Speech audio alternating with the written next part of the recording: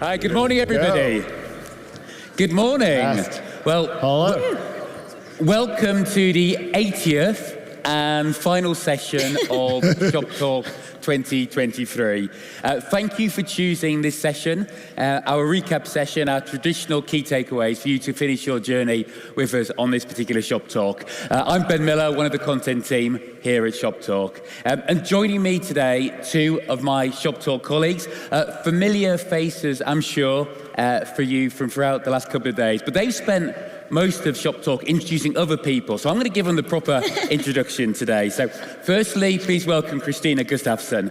Christina is Senior Vice President of Content for Shoptalk and Grocery Shop. She leads the team that shapes the agenda and we hope the industry narrative, including speaker development, theme development, and speaker selection and acquisition. And welcome Joe Laszlo. Joe Laszlo is Vice President of Content for Shoptalk and Grocery Shop, developing agendas, selecting speakers for both shows with a particular interest and passion for technology and marketing. Joe is also the person who has led the development of content for this particular Shoptalk. So I hope you are in equal parts relieved, shattered, and hopefully a little bit proud, Joe. And anything you loved about the show, I take credit for. Anything you hated about, it was somebody else worked on that session. So, what we're going to do in this session today, we're going to spend a bit of time talking about what we thought coming in. So what we thought were the key trends, the key themes, how we structured the agenda, or where we thought the conversation was going to be. And in particular, as the show has evolved, how's our thinking on those topics develop? We're going to ask you what you think and what were your priorities coming into the show. And then we're going to dive into what we've heard. So what are the conversations? What have we picked up? What have been our takeaways? And again, we're going to ask you for your input as well. And then at the end, we're going to spend a little bit of time to open up for some Q&A. So look, let's dive right in. These are our themes coming in, 5 themes. First one, best-in-class shopper entertainment, engagement. Christina, kick us off. Tell us what your thinking was on that subject coming in, and let's start picking out some of the things that have happened as we've gone through the show. Yeah, so I think coming in, this was one that I was particularly passionate about because I just feel like there are so many opportunities to make online shopping a lot more fun. I think about this, I realize it can be across channels, but in particular when we were drafting this, I was thinking particularly about online. It's kind of a carryover of a theme for anyone who was with us at Grocery Shop in the fall. We're just starting to see consumers demand more excitement online, and I think the abundance of channels that are available and the ways that companies can engage with shoppers is just something that really fascinates me personally, and I think we're seeing that, you know, in the news and the initiatives that companies are rolling out. And so what was really top of mind for me was digging into live stream, because I think that's a topic that continues to come up, it continues to be of interest, but there's been, I would say, more of a negative shift, negative sentiment on that particular iteration of video, shoppable video, since this time last year. I think diving a little bit deeper into the metaverse, and I don't mean deeper, but maybe that's a bad way to say it, but thinking more critically about what will work from that particular platform was of interest to me. And I think just overall, the abundance of platforms that are out there that retailers need to be engaging with consumers on, and how they have the content to support those engagements. We were talking about commerce everywhere, sort of feeding into this. And so those were the big themes. I mean, we heard time and again that you need to be where your customers are. It's not about driving them to you, it's about you going to them, wherever that may be. And, you know, kind of back in the old days, that was your website or your stores. And now it's your website, your stores, your social here, your social there, your marketplaces. Like, there are so many different places to be to meet your customer where they are. But then too, it has also been a through line all the way from Bill Reddy's opening keynote through to the end about making that digital shopping fun, right? Bringing joy back to the online shopping experience, and joy back to the online shopping experience may be aggressive, right? I'm not sure it was ever joyful in the first place. It's not a renaissance. It's joyful for the first time oftentimes. But between him and Imran Khan from Verishop, you know, I think we heard a lot about this idea that you can't just kind of be a flat, boring catalog on a web page anymore. You need to be fun and dynamic and inspirational to shoppers who want that.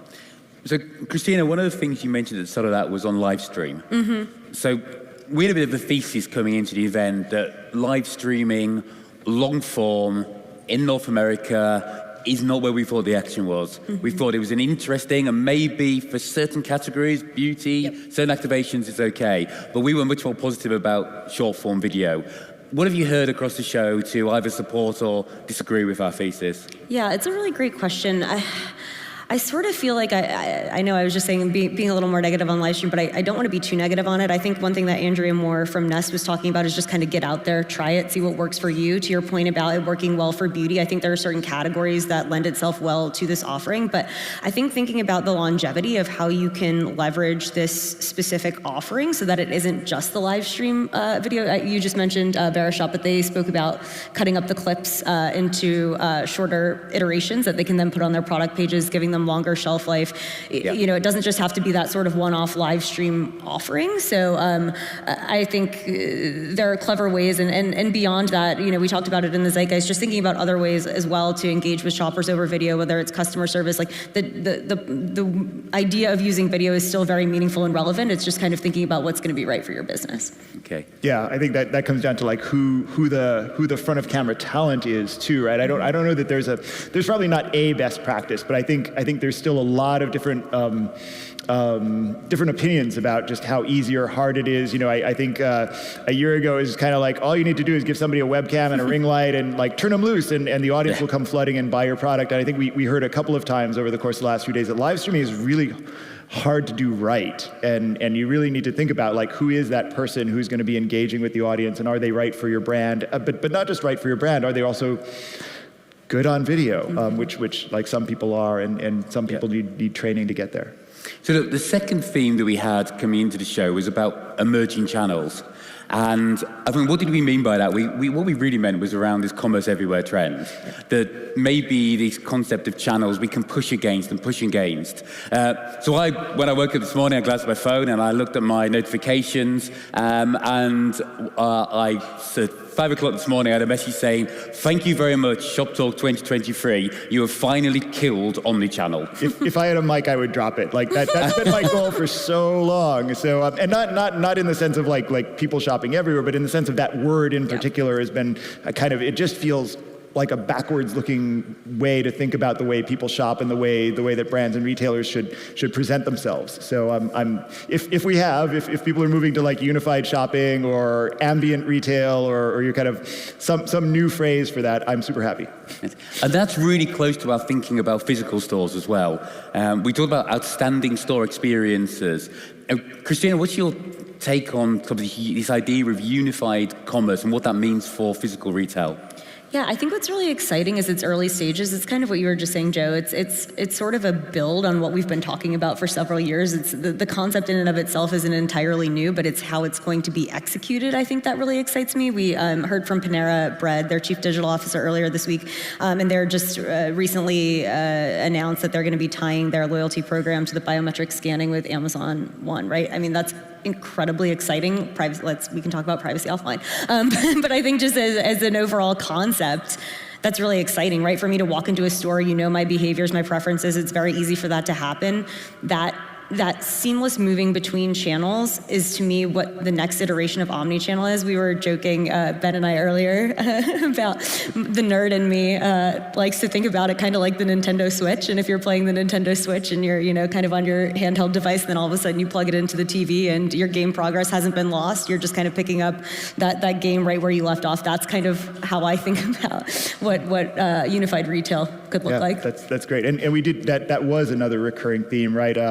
I was on stage for it, so I remember it. My chat with Tolga Onju, the effectively COO of IKEA, they're really rethinking what their physical stores look like, and rethinking kind of the way that they use the square meters in their big blue stores, right? The iconic IKEA that we all know and love, because so many of their customers are beginning their shopping journey online right now, and kind of carrying that over into the store, and so coming more well prepared, like they know the products that they want to see in a way that an IKEA shopper 10 or 15 years ago maybe didn't know. And Google on stage kind of dropped the stat that something like 90+% of shopping journeys now start online and then go into a physical, or 90+% of shopping journeys that go into a physical store start online in some way, shape, or form. And even somebody like Advanced Auto Parts agreed that like they see that from their customers too.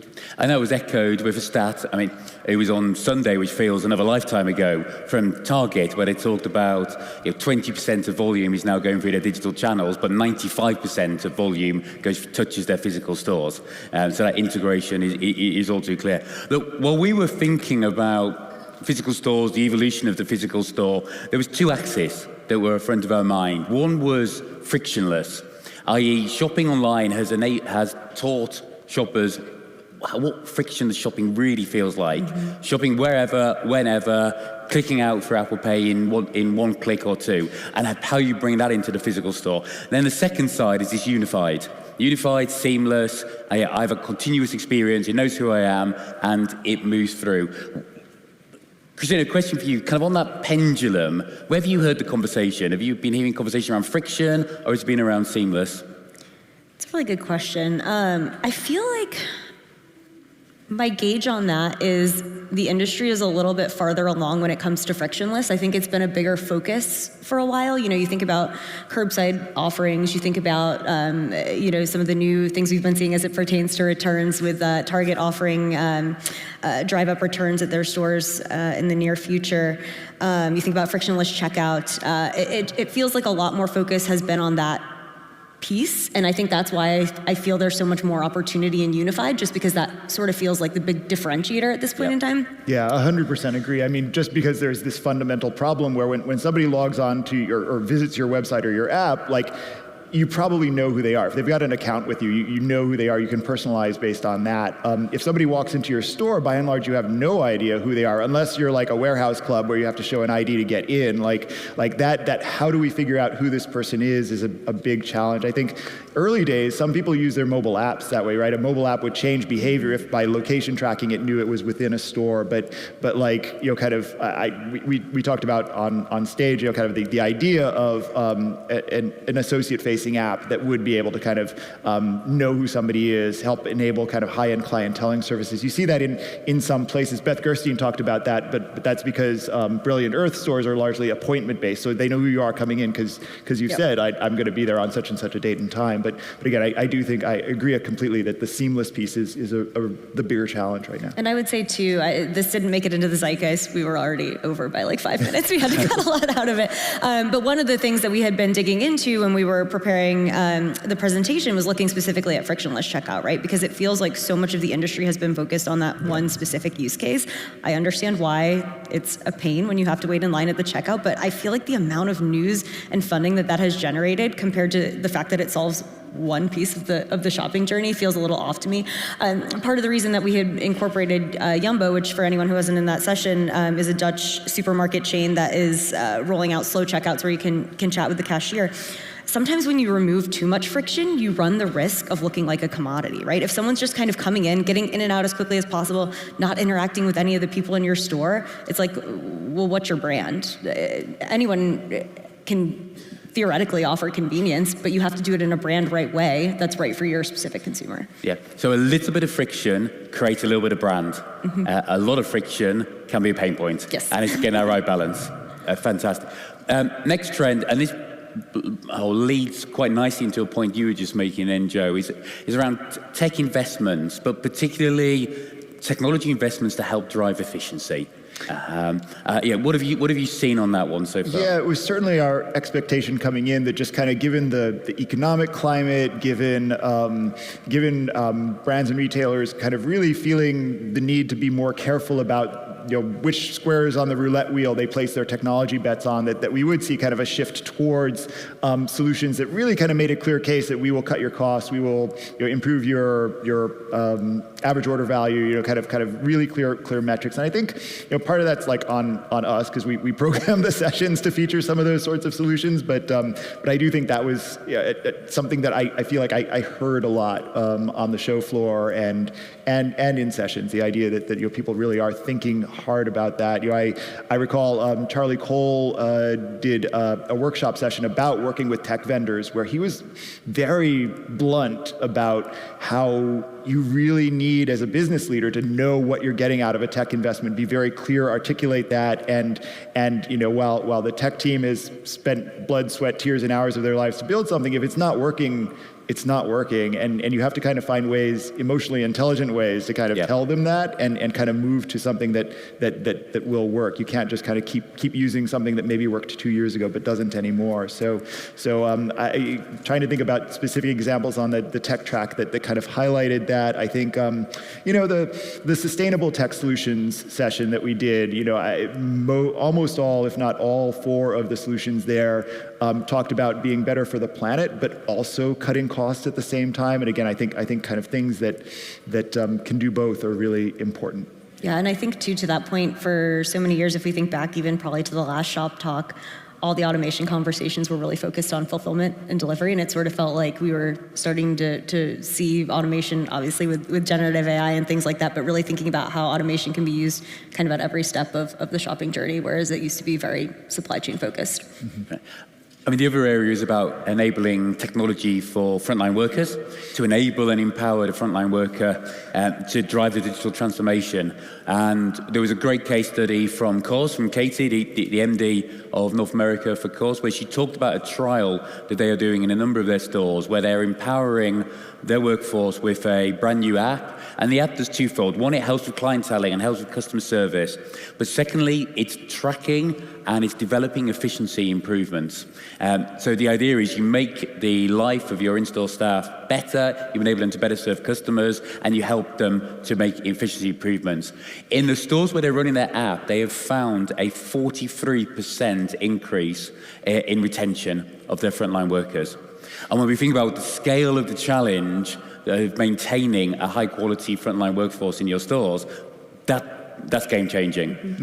That's interesting. Another example from the director's cut version of the Zeitgeist was Kroger working with Axonify to enable to do short snippet video-based training for their associates, and seeing like net promoter scores from the customer side going up in stores where they're using that solution just because their workers know their jobs better. So that's another good example. So the fifth of our themes coming in for the last of this section was about the evolving organization in terms of people and leadership. Christina, what have you heard on that one during the show? I think what's been really exciting about this is, again, it's always been a tried and true as your organization changes, as digital plays a bigger role. The organization, of course, has to sort of bend and flex in order to support that. But I think what was really interesting, and I hadn't thought about before coming into the show, and it was James Furlong from Puma who was talking about this. She was very open that they had just done a restructure in their supply chain organization because they had hired so many people. They had to build out capacity. There were so many challenges facing the supply chain. And then, it sort of gets to a point where the business has hit kind of a level of stability. You never want to say that. You never want to jinx it. But for now, a moment of stability, and you have to make really hard decisions, right? Because the people that kind of got you through that crisis, their skill sets aren't necessarily needed anymore. So just kind of like thinking about the pain points in the organization.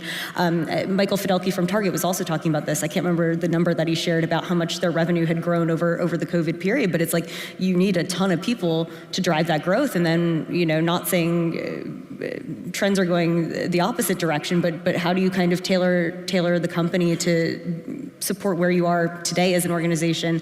And I thought Jason Bonfig from Best Buy also had some really interesting things to say, just kind of how the role of the merchant has changed, right? As we get back to kind of that unified experience, the skill sets that you need to be working today are so different than they were previously. So he's been training the folks within his organization to act almost more as GMs, right? Where they have to know the various aspects of the business. And hey, what a great additional bonus. You're basically training future leaders when you take that approach. Yeah. I couldn't agree more. So what we'd now love to ask you is what your priorities were. So, when you got on that plane to come over to Vegas at the weekend, what did you want to get out of your 3 days with us? So to do that, please can you get out your phones? Hopefully you've all had a chance to use our Slido during the show so far. But if you point your phones towards that QR code, it will jump you to this question. And the question is, coming into Shoptalk, which of the following topics were top of mind for you? And you can pick 3. So we've been generous. It's the last day. Yes. Inflation and the economy, generative AI or advanced AI, shoppable video, brand and retailer relationships, retail technologies, retail media networks, unified commerce, and omnichannel. We forgot to talk about retail media when you were talking about emerging channels, Ben. I know, but if you start me on retail media now, That's the true. time will be gone. Yeah, the whole hour will we could disappear. talk the whole time. Okay. I love watching the bars move. It's so fascinating. Also, thank you to like 86 plus of you who have voted. That's Wow. really cool. 100 over plus. 100. So a clear leader coming into the show for generative AI. And then the pack is quite tight behind, but definitely retail tech and unified and omnichannel. This is interesting to see the future of the store so low, because last year that was incredibly high. Really interesting. Really interesting. Okay, fantastic. Great. Thank you all. We were going to ask you what you're thinking coming out of the show very shortly. But right now, these are the things we're going to hear. Now, I think I'm going to go reasonably fast through these. But We got way more than we're going to get through. we've got to start with generative AI. So absolutely right. It was the number 1 on that list. It's the hottest topic in tech. Look, we've heard all the cliches. Lots of people have dropped the obligatory generative AI, ChatGPT slide into their presentations. I think this is our chance to step back and think, okay, all that we've heard, all the conversations from the stage on the shop floor, Yeah. why do we think it's resonating with retail? Let's run through the list really fast and then deeper dive into. Let's do that. Let's do that. So, generative AI, people. Everybody, frontline workers, employees, customers, all the people matter. Yeah. The incredible change that's going on between retailer relationships, between retailers and manufacturers, retailers and other retailers and customers, and that might even be my opportunity to talk about retail media networks, so I look forward to that one. The investment environment, I mean, Joe, that's something that you and I have talked about a lot. Yeah, for sure. And then I'll take the last half, right? And then there's kind of the other tech trends. What else is going on besides AI that is exciting? I think we did hear some really cool stories there. Purpose and leadership. Again, we've kind of touched on that with the organization topic that we knew coming in was going to be strong, but kind of how companies articulate their purpose is super important. Supply chain as a driver of growth, and returns, the perennial challenge of dealing with returns and the economics there. So those are kind of the things that we thought were really big topics across the last 3.5 days. Let's turn it back over to the audience and hear what you learned. Like what was most interesting or important to you? Not coming in, but now that we're at the end of the show. Great. So it just takes a minute or so before the QR code starts acknowledging, and we'll start seeing, as you leave the show, what's most interesting and what's most important. By the way, as I mentioned, physical retail was the most popular coming out of last year's show, so that's why we went deeper into physical retail. So yes, this is a very important vote. Yes. You're influencing next year's Shoptalk agenda with your phones right now. Still generative AI. I'm happy to see omnichannel up there. Retail media looking less important. That's interesting. Okay. Really interesting. Video is still strong. That's fascinating. Cool. Yeah, Thank that's you. great. Yeah, so look, thank you for that feedback. As Christina said, that's really helpful as we start to think about what are the next topics that we want to be covering in grocery shop and then into Shoptalk 2024 as well. Okay, let's talk about generative AI. So, I guess, Christina, why do you think... Okay, look, last year we rode the metaverse hype cycle during the show.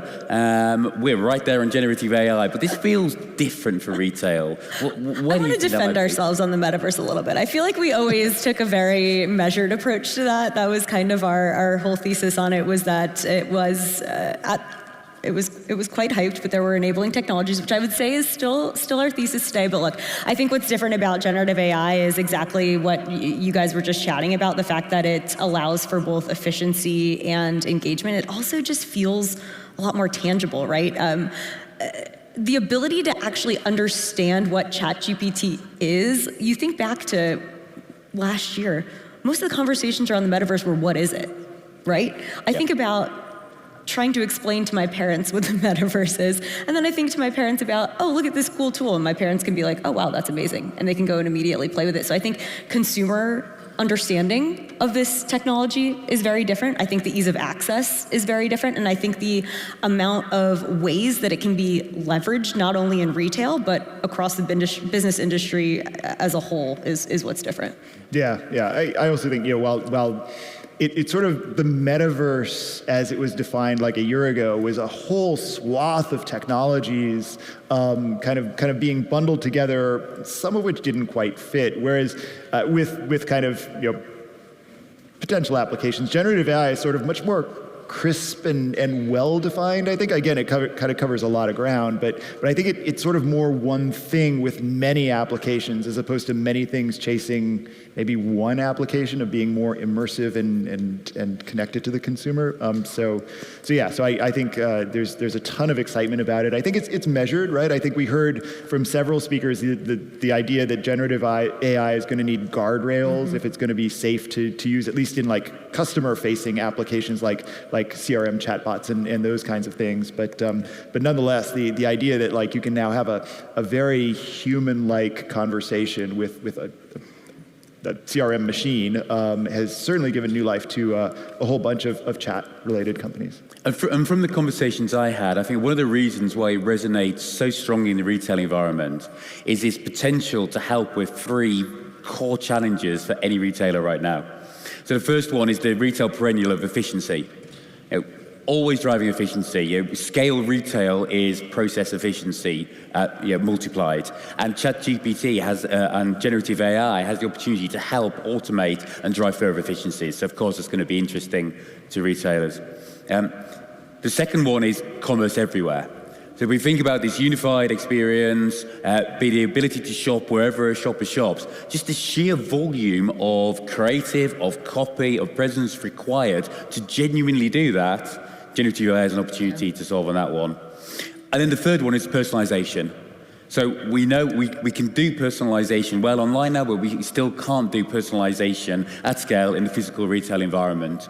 Well, generative AI is the first tool that I've seen for many years that has the potential to be able to help on that. So I think it's those 3 that's really driving retailers to lean in with such enthusiasm. Yeah. I would add search to that, right? Think about how difficult it is navigating a retailer's website when they have, thousands of SKUs, and you're just trying to look for a very specific thing. To be able to say, I'm looking for a party dress. No, I want it to have fewer frills. No, I want it to be this color. And actually to be able to make it feel like a two-sided conversation where you can really hone in on exactly what you're looking for, I think that's a huge opportunity as well. Yeah. I think there have been companies like Sight that have and Google that have been working in visual search for ages, but what generative brings is kind of that ability to kind of have a more natural conversation as you're kind of searching for that thing you want. It's funny. One of the things that I didn't hear, and maybe you did, was kind of the fear that generative AI is going to take all of our jobs. I don't know if anybody kind of expressed that on stage. That like whose roles is it going to replace, if any, or does it just augment what we all do?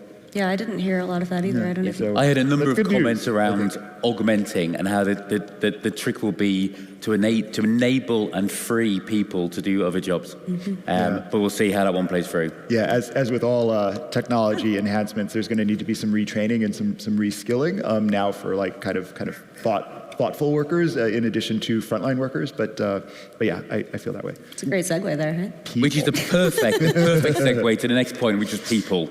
There's so many conversations around people as a very broad topic. And I think, well, we're going to talk about the investment environment in a while. But I think Target, again, as a CFO, said it really well. The priorities for their investment are their physical stores and their people. Because without the people, without the talent, we can't unlock anything. So what have you heard around the subject of people and talent and leadership during the course of the show?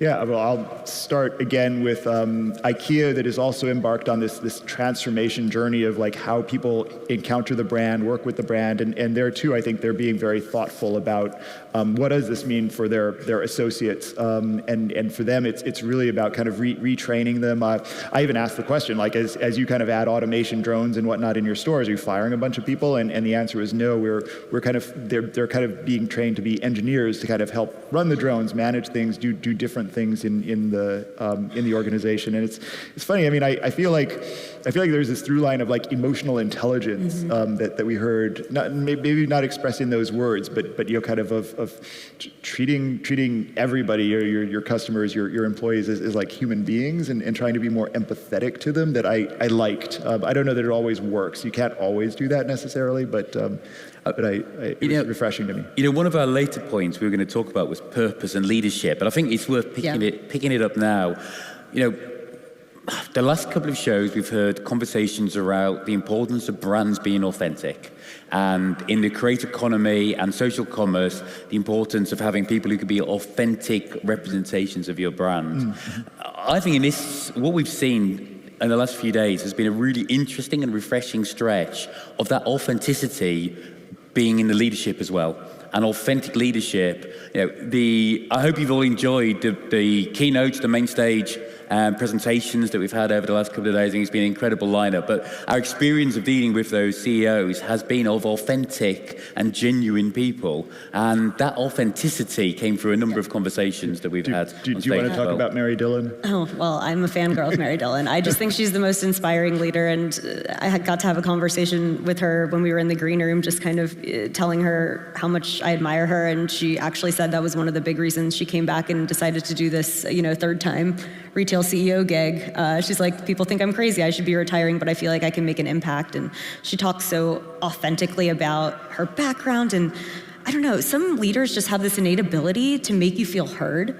I met her on a prep call. She said my name. She speaks slowly. She feels like she's actually taking the words that I say to her to heart and considering them before she responds to me. And I know that sounds so simple, but I was truly blown away. It happened time and time again, right? I mean, Imran Khan, as I was working with him in prep for going on stage, like he runs a marketplace for small brands, especially in apparel and home goods. And it's so easy to just be a marketplace for new brands in apparel and home. But when he talks about like trying to build a community of these brands and really trying to help them succeed and tell their story in an authentic way, like, I believe him, and like maybe he's just really charismatic and really good at that, but I really believe that he wants his business to be about nurturing cool new brands that are kind of seeking an audience and trying to grow. And again, I found that very authentic and very refreshing. And I would say even, outside of the keynotes, I sat in on the purpose session yesterday, which I thought was really interesting, hearing from Chobani, which was, kind of talking about their mission and kind of getting back to the previous topic, because I think they're related. We're Shoptalk, we're always talking about technology and sort of how you engage and retain your workers using technology, but she was actually talking about oftentimes people ask her to measure the impact of purpose on sales, and she was actually making the point, it's actually better to measure it in terms of employee acquisition and retention, because people feel committed to the mission, and that actually helps them retain people who are like-minded in the business. Yeah, it was a totally different session, but yesterday on the technology rapid fire of all places, we had the head of the retail tech lab at Patagonia was speaking, and when the group was talking about the metaverse, she was like a hard pass on the metaverse, but not because she doesn't think it's going to work, but because like Patagonia's brand and their purpose, their mission is so much about getting people out into the world. The last thing like their CEO wants is something that keeps people inside and behind a screen. And so yeah, it's a very interesting purpose-driven kind of approach to like even technology choices. Yeah, that's really interesting. Look, we've talked about a number of many companies who are doing really well. Joe, on Sunday, you had the opportunity to talk to a CEO of a company that's in the trenches at the moment, in Olaplex, with Dewey. And I think her perspectives on authentic leadership in times of crisis management were really interesting. Yeah, no, I think, her big points there were, kind of marshal the facts, be authentic. She apologized to her general counsel, but was adamant about not using legalese and whereofs and moreovers and therefores and forthwiths and whatnot, and just kind of speaking as directly and honestly to the affected customer base as possible, and also being very empathetic. It's terrible that something bad has happened, but it's not Olaplex that did it, and here are all the scientific reasons why. And I think it's a really tough balance. But there's kind of that as far as the public-facing piece, and then just as far as keeping the team motivated when kind of bad news happens. That's a whole another skill set, again, involving transparency, accessibility, and just kind of honesty that is it's hard in the corporate world, I think, but she does it well. And she also shared that to respond, to talk directly to her customers and to face directly into the challenges that they're facing, she'd taken to TikTok, and her TikTok has had 15 million views as a leader who's able to talk directly to their customers. It's an interesting choice, right, to use the corporate social channel versus to use a personal social channel. And in her case, in that situation, she felt like speaking as Jui Wong, not as Olaplex, was the right way to go. Absolutely. So let's move on to relationships and the changing relationships. So it's a theme that we talked about in the Zeitgeist, how relationships between retailers and suppliers and retailers and other retailers are changing. And we also started to pull a little bit up on marketplaces to affect how relationships with customers are changing. Yeah, I mean, I think another way to express this is the blurring of the lines, right? I mean, 10, 15 years ago, you knew who a retailer was, you knew who a brand was, you knew who an ad agency was, you knew who a media company was. And maybe even 15 years ago, some of those lines were starting to blur. But now, like, it was sort of a throwaway line, but I really do think in some ways everybody does everything. I mean, Walmart is as much a tech solution provider as... Everyone does everything. Just throw in the towel. Walmart is as much a tech solution provider as they are a retailer. Ditto Amazon, even more so perhaps Amazon. And that's great, right? It's creating all kinds of new opportunities as companies see areas of expertise that they've cultivated in-house that become productized, but for those of us who do kind of like to organize the world into kind of neat, tidy segments, it's really complicated right now. Yeah. I think too, for anyone, I apologize, I've mentioned Jason already, but I interviewed him, so that's why it's top of mind for me. But Jason, who is the chief merchant at Best Buy, was actually talking about the relationship that they just built with Roku, where they're having the exclusive products from Roku in their stores, and in return giving them the data from the retail media. And I bring this up because it also, first of all, that's a really interesting new type of partnership that we haven't seen previously. But in my mind, I link it back to the whole unified concept, right? Because the reason that partnership came to be was because the merchant had a chief at the table where the folks running the retail media were having those conversations. And I feel like that's really rare for an organization to be able to kind of plug all those disparate elements together. And so I think a piece of this, and where some of the really exciting new things that we haven't yet seen might come from, are from organizations that structure themselves differently and think very differently about what partnerships could look like going forward. Right. Yeah. So I'm not going to resist any longer, because you did mention retail media. I saw a really interesting LinkedIn post this morning where someone said it feels like we're past the peak cycle of retail media now, but it's not going anywhere, so it's therefore time to do the hard work. And I think that's absolutely right. All the conversations that I've been in on retail media over the last few days have been around some of the basics, and you talked about that, Joe, on the main stage. So at its heart, it's, have you got a unique audience? Is it getting to the people that I want to speak to? Why would I need to invest if for duplication? And then it's great creative. So am I creative? Am I engaging? Look, the numbers feel really skewed. The numbers that people quote around retail media are skewed towards Amazon and are skewed towards bidding for search on Amazon. But that doesn't take away from the fact that this is attributable media spend. So it will continue to grow. We are undoubtedly in the third wave. But do we need, and as you as brands in the room, do you need to invest in all 600? Or is it time to start challenging and making sort of difficult questions? That's going to be the hard thing to do, to make sure it's a real value add for your business rather than a cost of doing business. And that's going to be a really interesting thing to play out over the next 6 months. Yeah, there's a bunch of like two sides to the story there, right? On the one hand, like, what are the unique things that you can get out of working with a particular retail media network? But unique things are like when it comes time to build the creative, those are really hard. So what are the kind of standardized, kind of easy to build things? I know that the Interactive Advertising Bureau is beginning to kind of look at retail media networks as an opportunity for them to make some standards, because standards bodies love creating standards. So, but I think that's important too, right? I mean, like, think about a retail media network buy across Kroger, Walmart, Target, like, okay, you know who you're reaching and how many sales you're driving in each of those, but like, if I'm a marketer, I want to know, like, what's the unduplicated people that I got to? How many people did I get to in all three of those versus one? And you know, maybe we won't get there. Maybe people will be happy to kind of slice and dice their retail media spend in each unique bucket. But every advertising medium that's come along before, like, there's been a need for standardized advertising across. We have Nielsen for TV, we have like ComScore and whatnot for digital. There may well be a need for some third-party measurement for retail media too. One quick thing too, I don't want to spend, I know we're running short on time, but just one thing to toss out there because we haven't mentioned it and it is a huge trend is just the D2C wholesale relationships. And I think we've really seen a shift there where past years at Shoptalk, it's been all about D2C. And I think a lot of people are kind of walking back those strategies. So I just wanted to toss that one in before we move on. Absolutely, right.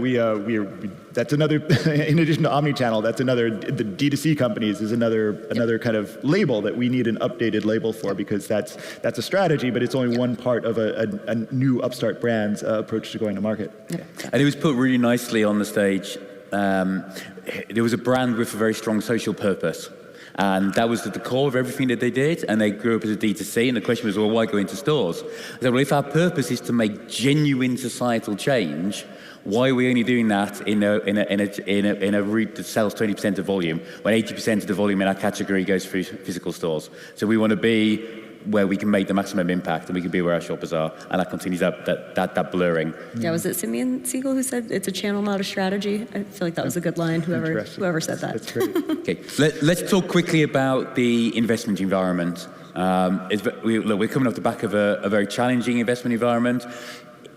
If there is three themes that I've heard, number one is retailers and brands encouraging us to continue to take the long-term perspective. It is choppy at the moment, it will be choppy. The second is around business cases. There are some things that previously didn't stack up, but may now do. In the grocery world, electronic shelf-edge ticketing is one of those. It's something that people have looked at before, didn't work with the current labour market. For some organisations, it's starting to add up, not for everybody. And the final one is where people are making investment. We heard over time and time again that the investment was prioritised around people and around the physical stores. Of course, the technology to enable all that, but those were the anchors of investment that were driving it. Anything that you guys want to add on investment environment? I just have one observation outside of this. I think coming into the show, just with all the headlines that we've been reading about the economy, Silicon Valley Bank, it's chaos, chaos, chaos. Everything's bad, bad, bad. There was an underlying sense of optimism at the show. I actually did not feel, clearly we did have sessions talking about the economy. Speakers were talking about inflation, whether it was Dave Kimball from Ulta Beauty and kind of how they're mitigating these things. But I actually did not sense that stress that I was anticipating coming in. I didn't feel like every single conversation was about ROI and making the tough decisions to the degree that I was expecting to. Yeah, I mean, going all the way back to the first day of the show, the session specifically on new research on the economy, right? The chief economist from MasterCard kind of had a ton of data to kind of show that basically, it's a very complicated economy right now. Some indicators couldn't be more positive, some indicators couldn't be more negative, and again, kind of brands need to navigate. There was a presentation from Rakuten, some work that they've done with Vogue Business around luxury, saying that for all that the economy as a whole seems iffy, like luxury is in a really good place right now as a category. And then Laura Kennedy from CB Insights kind of sharing what's going on with the investment climate specifically as it pertains to tech startups. And there, I think there's definitely some challenges going on where kind of early stage funding is still in decent shape, but kind of later stage, if companies haven't really kind of built their business models to turn profitable at some point in the near future, there's a challenge. Okay, 1 minute, Christina. Supply chain is a growth driver. Well, I'm biased because my husband works in supply chain. But no, I think at the end of the day, this is more of a continuation of what we were hearing last year, where supply chain used to be viewed very much as an expense, and just kind of thinking about how it can be used as a differentiator if you invest properly in solutions that enable faster fulfillment, faster delivery, easier returns that will grow sales and increase retention. Yeah. And I'm going to give... Oh, there we go, returns. 30 seconds on improving returns. So many conversations on returns. There's two really strong angles here, and we've sort of felt the balance between both perspectives. One is, how do we retrain customer behavior? So we've trained customers either wittingly or unwittingly to buy more than they need and to return in an unsustainable way. So how do we change that behavior? One is through talking about sustainability. Two is through maybe some increased friction and some cost. And three is through much better product information, whether that's the basics of describing products through to some of the more advanced kind of virtual fit technologies in apparel, try and stop the problem of return to start with. Yeah. I think it's hopeful and interesting that there are some new solutions too to the kind of returns problem, that there are kind of other ways to address it as opposed to just kind of imposing costs. I think about there was a company in Startup Pitch called Freight that is doing this peer-to-peer returns model where, like, if you want to return an item and it's like new, it's in really good shape, instead they ask you to hold on to it for an extra 2 weeks, 3 weeks, and if the retailer can sell it to somebody else at a discount, then they give you a shipping label to free ship it to that new person. So instead of it going all the way back to the DC, needing to be sorted, re-inventoried, whatnot, they kind of cut a lot of that out and a lot of the expense and time, better for the retailer, better for the planet, maybe even better for the customer as well. So that's one example. And then there's the company Rekeep It that Verishop mentioned that offers a discount when you first buy a product if you promise not to return it. It's a really interesting value proposition because we're used to that kind of no returns being like the final sale, like last markdown item. But in the context of buying a new dress or shirt or whatever, like the idea that you could get 5% off if you promise to keep this thing can be a great value proposition for the customer. And again, kind of cuts off this idea that people are going to buy 3 and return 2. Thank you. So what we'd now like to do is open it up for questions. We've got a number of our colleagues around the room with microphones, so we will ask you to raise your hand. But whilst you're thinking about what questions you'd like to pose us, give us some feedback, please. We'd really appreciate it. There's a series of topics here that we've called out. What would you like to see more conversation about on stage at Shoptalk 2024? What do you think has been a blind spot for us? What do you think we've missed? And then meanwhile, if we can get some microphones around, I can see a hand up here at the front. That would be fantastic. I don't think there was supposed to be a question mark after sustainability. Oh, I did that deliberately, actually. I mean, because there's a couple of different ways that you can take the term. Like, it can be the green sort of sustainability, but it can also just mean I want to build a sustainable business. Oh, okay, there you go. So interpret it how you will. Yeah. Padding the stats there, huh? Fantastic. And more about consumer behavior. Oh, see, now we need to deprogram all the stores stuff and just stores do a bunch are gone. of Stores are dead, guys. Fantastic. Great. Let's open it up for questions. Okay, so I can start over here, guys. Oh, great. Thank you. Hi there. This is Matthew from Flip. I guess a lot of discussions at Shoptalk over here. There you go. In the past few days has been really focused on shopper engagement and especially social and online shopping experiences. Are there any differentiated takeaways that we want to share for those of us that are involved in more of the high frequency everyday categories like grocery or drug, where pricing pressure and in-store experience may be more important than a really innovative kind of new product, so to speak? Yeah, I think it's a great question.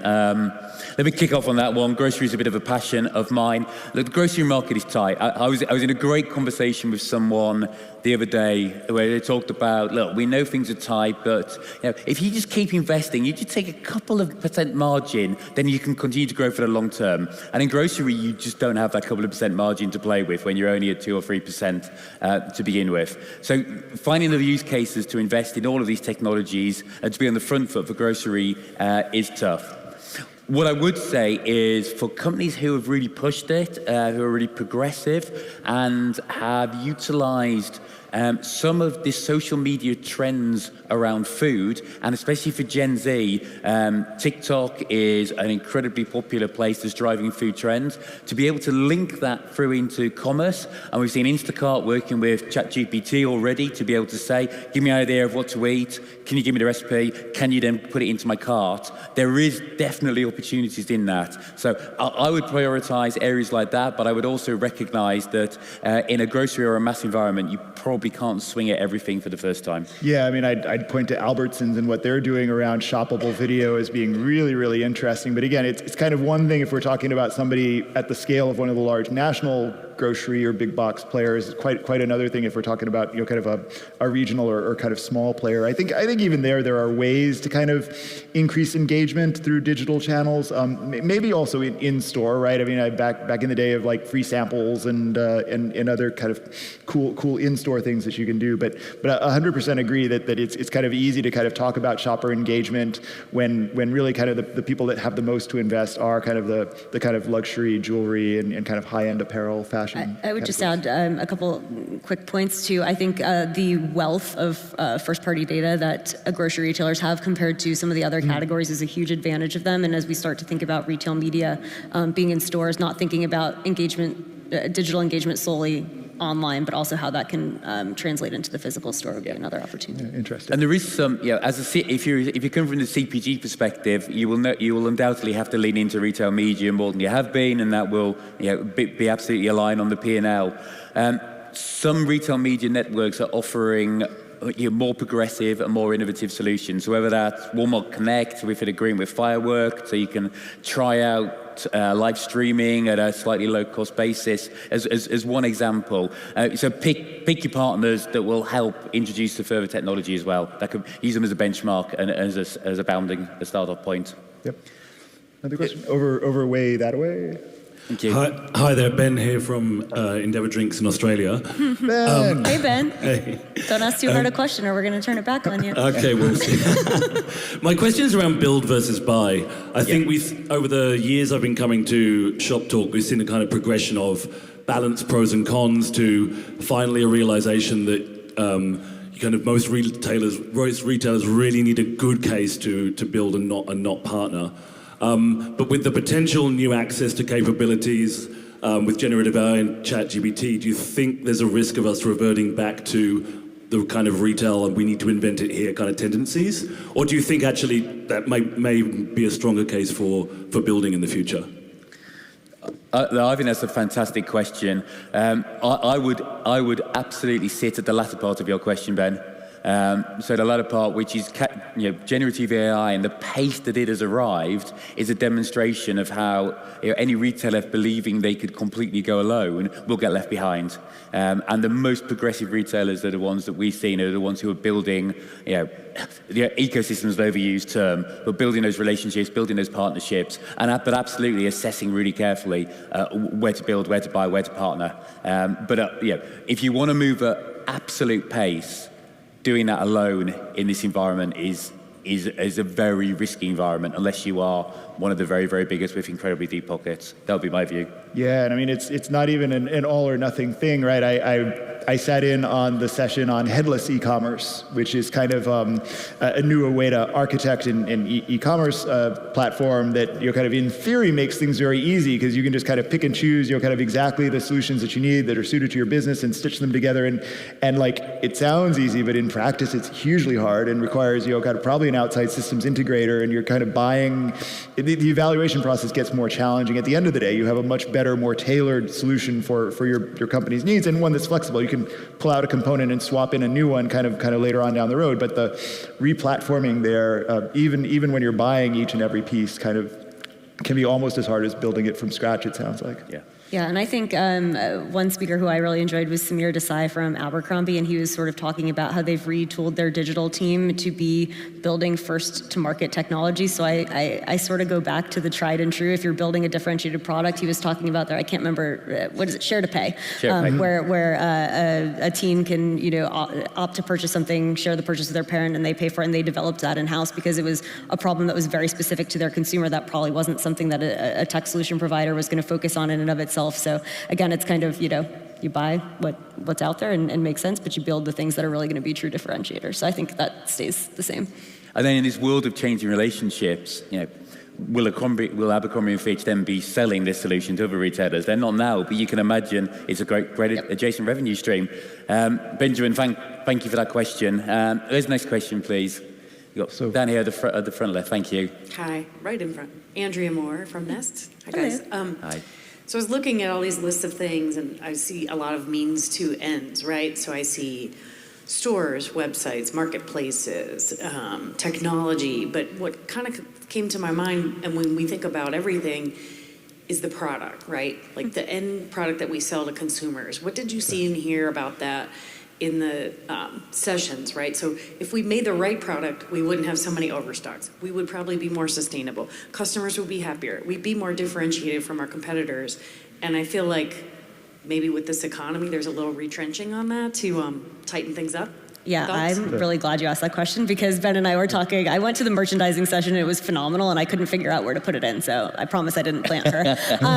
But no, Anu from Anthropology was actually talking about this, and it was really interesting. She was talking about how they're actually designing virtual products and putting them on their website before the product's even been produced to get a signal of demand, and then kind of manufacturing off of those signals. You're starting to see that model from companies like Cider and others out there in the market. So I think there are absolutely innovations happening as it comes to product and developing the right product. And I don't know, it felt a little bit more advanced of conversations than we'd potentially seen on that topic previously. They were also talking about, it was both she and I think PetSmart were both talking about how there's been less seasonality to purchases, and this was for her. It was more specific to apparel. So just kind of leveraging the data, looking at the signals. There's a lot of rich stuff that I think is happening in that space. Yeah, no, it's interesting. One of the agency pitch sessions just this morning, Newell Brands was kind of talking about a product of theirs called Mr. Coffee Ice. It was very specific to that product, and they got kind of a provocative question from the audience.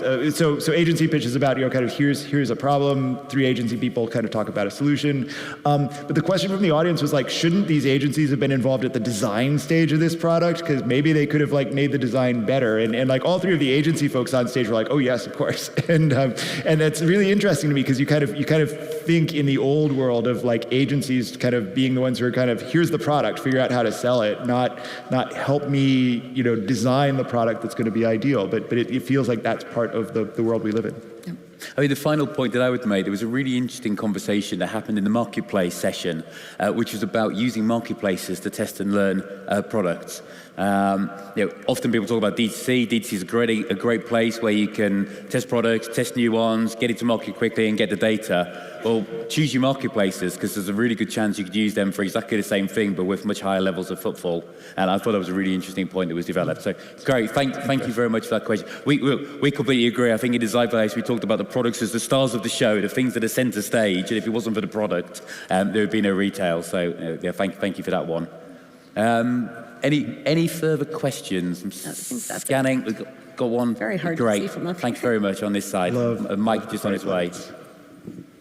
Hi, Kristen and Joe. My name is Vincent from the Firework. I feel like in this session, there's a very good retailer that didn't come here is Apple. And then they recently launched something called one-way video chat. So I'm just curious to see your perspective on that. Of course, we've seen Best Buy launch something called virtual store, similar.